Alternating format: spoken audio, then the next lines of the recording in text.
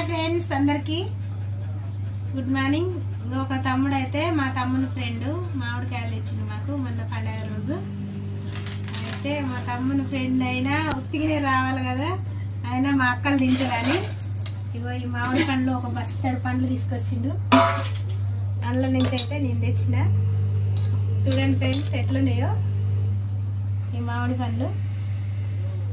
ఒక లగేజ్ ఒక బ్యాగ్ మోసుకొని పోదామంటేనే మోసుకపోలేకుంటే పోతాం.